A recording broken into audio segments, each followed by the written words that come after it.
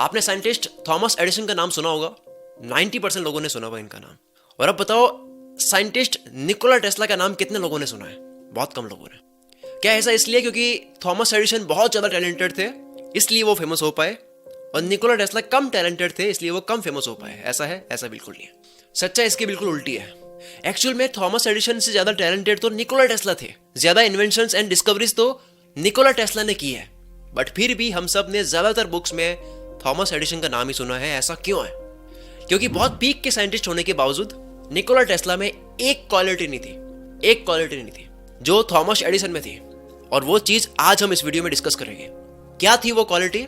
Actual में Thomas Edison एक scientist तो थे, बट उससे ज्यादा टैलेंट उनका बिजनेस और एंटरप्रेन्योरशिप में था। उनका कहना था कि अगर उनकी किसी इन्वेंशन के लिए, किसी खोज के लिए अगर मैथमेटिशियन की जरूरत है तो उन्हें खुद मैथ सीखने की जरूरत नहीं है। वो एक मैथमेटिशियन को हायर कर सकते हैं सैलरी पर और अपना काम कंप्लीट करवा सकते हैं। वो एक बिजनेस माइंडेड इंसान थे। उन्हें पता था कि किसी खोज से पैसा कैसे कमाया जाता है। वो अच्छी खासी पब्लिसिटी करना जानते थे अपने काम की, अपने इन्वेंशंस की, जिसके आधे से ज्यादा हिस्से पर किसी और साइंटिस्ट ने ही काम किया होता था। और यही इन्होंने निकोला टेस्ला के साथ में किया अपने करंट इलेक्ट्रिसिटी के प्रोजेक्ट में। इस प्रोजेक्ट में बहुत रेवोल्यूशनरी आइडियाज और एक इंपॉर्टेंट डायनामो, एक महत्वपूर्ण हिस्सा निकोला टेस्ला ने डिजाइन करके दिया, जिससे आगे चलकर थॉमस एल्वा एडिसन ने जिंदगी भर कमाई की। जबकि निकोला टेस्ला को एक फिक्स्ड अमाउंट दे दिया गया था, $50,000, that's it, one time payment. और इसी चीज की रॉयल्टी एडिसन ने पूरी जिंदगी भर खाई और अपना नाम भी कमाया। जबकि निकोला टेस्ला ने डिजाइन किया हुआ इंप्रूव्ड डायनामो अगर नहीं होता तो शायद एडिसन का ये इलेक्ट्रिसिटी सिस्टम कभी वर्क करता ही नहीं। सारी लाइमलाइट, फेम, पैसा मिला एडिसन को, और टेस्ला को क्या मिला?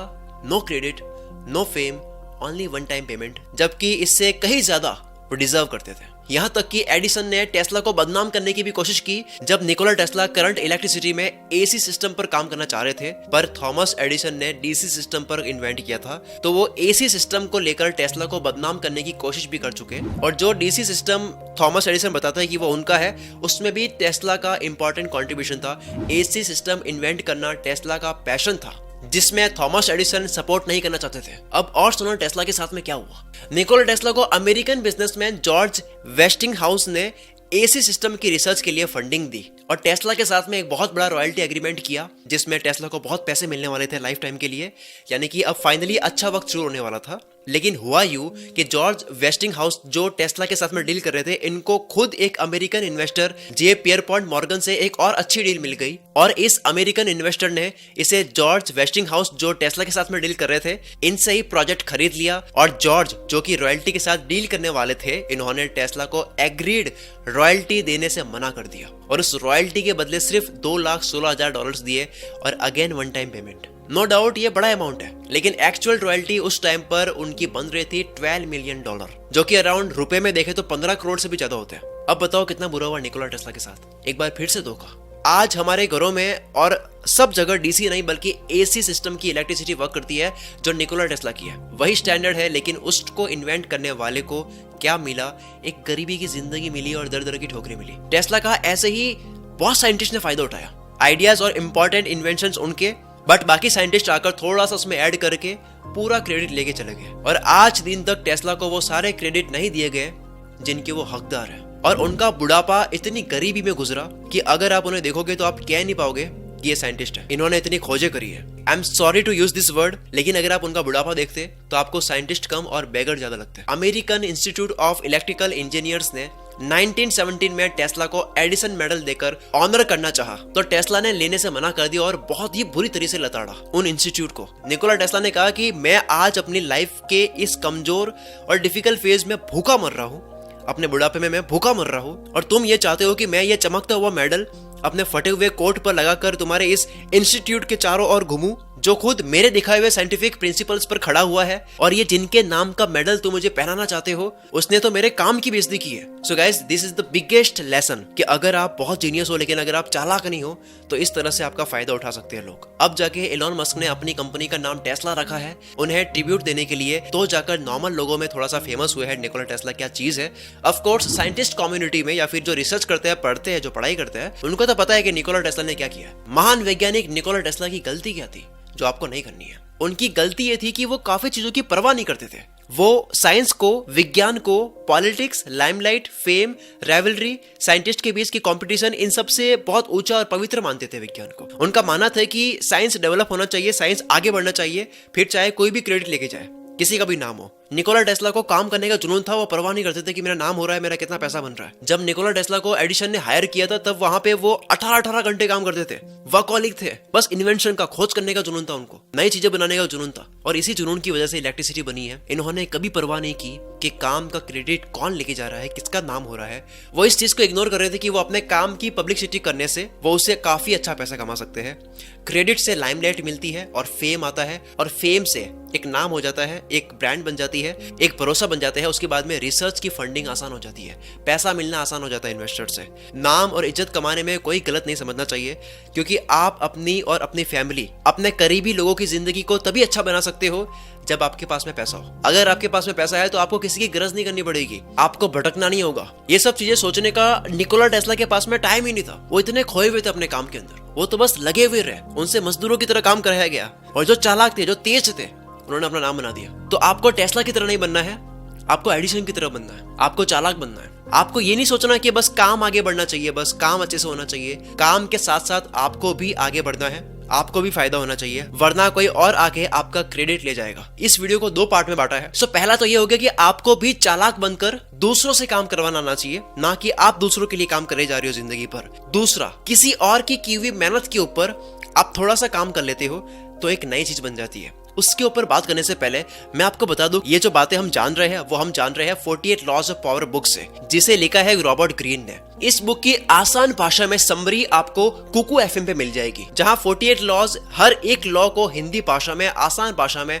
समझाया गया है। और इसी तरह से और भी काफी फेमस बुक्स की ऑडियो बुक्स वहां पे इसी कैटेगरी की मिल जाएगी कुकू एफएम पर, जिन बुक से आप दुनिया की चालाकी और चतुराई का ज्ञान ले सकते हो, जो कि बहुत जरूरी है। क्योंकि अगर आप जीनियस हो तो ये इनफ नहीं है, आपको होशियारी और समझदारी भी आनी चाहिए। और ये मिलती है पास्ट के लेसन से, पास्ट की स्टोरीज से। और अगर आपसे बुक्स नहीं पढ़ी जाती है, पास्ट के लेसन्स नहीं पढ़े जाते हैं, मोटी मोटी किताबें नहीं पढ़ी जाती है, तो अब टेक्नोलॉजी बदल चुकी है, आप बुक्स को ऑडियो की फॉर्म में सुन सकते हो। कुकू एफएम कुल मित्र सब्सक्राइबर्स को 50% ऑफ दे रहा है शुरू के 250 यूजर्स को, यानी कि आपको केवल 199, जिससे केवल एक किताब आती है, उस प्राइस में आपको हजारों ऑडियो बुक्स मिल जाएगी। इसके लिए आपको मेरा कूपन कोड एंटर करना होगा, CM50, लिंक डिस्क्रिप्शन में मिल जाएगा। अब बात करते हैं दूसरे लेसन पर। दूसरा लेसन भी पहली वाली बात को आगे बढ़ाता है। जिस बात को शुरू करने से पहले मैं एडिशन की बात बोल देता हूँ। एडिशन ने लिखा है कि everybody steals in business. I have stolen a lot myself, but I know how to steal. मतलब बिजनेस में तो सब चोरी करते हैं, मैंने भी की है, बट मुझे पता है कि चोरी करनी कैसे, ताकि उस चोरी को कोई चोरी ना बोल पाए। इस लॉ का दूसरा पहलू ये भी है कि आप पास्ट में लोगों की हुई चीजों को आगे बढ़ा सकते हो, यानी कि पास्ट की मेहनत को, किस इंसान की मेहनत है उसका फायदा उठा सकते हो। आप लोगों की स्टडी, रिसर्च, उनकी लिखी हुई बुक्स को आप फिर से यूज करके अपने प्रोजेक्ट को और आगे बढ़ा सकते हो और नई डिस्कवरी कर सकते हो, नया कुछ बना सकते हो। खुद साइंटिस्ट सर आइजक न्यूटन, जिन्होंने ग्रेविटी की खोज की, इन्होंने कहा कि इन्होंने अपनी ही डिस्कवरीज पुराने बड़े बड़े साइंटिस्ट के काम को अडॉप्ट करके, उनके अंदर थोड़ा सा कुछ ऐड करके, अपना कुछ कॉन्सेप्ट ऐड करके और अपने लॉज ऑफ फिजिक्स लगा करके कुछ नया बनाया। आज हम ज्यादा किसे जानते हैं, न्यूटन को या उन पुराने साइंटिस्ट को जिनका काम न्यूटन ने लिया है, जिनकी चीजें न्यूटन ने उठाई है। उन्होंने इसे standing on the shoulders of giants कहा है, यानी कि पुराने टाइम के बड़े लोगों के शोल्डर्स पर खड़े होकर आसमान छूने की बात। सिमिलरली विलियम शेक्सपियर इतने बड़े राइटर है, ये बताने की जरूरत मुझे नहीं है, इतने फेमस और माने हुए हैं कि उनके नाम की गलियां, म्यूजियम और रोड बने हुए हैं इंग्लैंड में। लेकिन इन्होंने खुद ने एंशिएंट ग्रीक राइटर प्लूटार्क और दूसरे बड़े राइटर्स की राइटिंग स्टाइल, प्लॉट, डायलॉग्स और कैरेक्टराइजेशन को कॉपी किया अपने ड्रामा और प्ले राइटिंग में। प्लूटार्क एक बड़ा नाम है, बट ज्यादा फेमस तो शेक्सपियर है ना। और शेक्सपियर के खुद के प्लेज और ड्रामा को बाद में कितने ही दूसरे राइटर्स ने कॉपी किया और बहुत पैसा कमाया। फॉर एग्जाम्पल, एक राइटर है बॉलीवुड में जो कि फेमस डायरेक्टर भी है, म्यूजिक डायरेक्टर भी है, उनका नाम है विशाल भारद्वाज, जिन्होंने शेक्सपियर के प्लेस पर Omkara from Othello, Maqbool from Macbeth और हैदर फ्रॉम हेमलेट जैसी फिल्म्स बनाई। और पता है विशाल भारद्वाज इंडस्ट्री का कितना बड़ा नाम है, बताने की जरूरत ही नहीं है। उन्हें 7 नेशनल अवार्ड्स मिले हैं और छोटे मोटे अवार्ड्स की तो बात ही किया। याद है हमने जर्मनी के सरदार वल्लभ भाई पटेल यानी कि मिस मार्क के बारे में बात की थी। उनकी फेमस लाइन है, फूल्स से that they learn by experience, I prefer to profit by others experience. यानी कि मूर्ख इंसान जो होता है वो कहता है कि मैं एक्सपीरियंस से सीखता हूँ, लेकिन मुझे फायदा लगता है दूसरों के एक्सपीरियंस से सीखने में। अगर इस पूरी वीडियो को मैं एक पैराग्राफ में समझाऊं तो वो क्या है, वो है कि इस पूरी लाइफ के एक्सपीरियंस को आप एक बुक की तरह समझो, और इस बुक को हमसे पहले आने वाले लोगों ने पढ़ा और हमें समझाया है।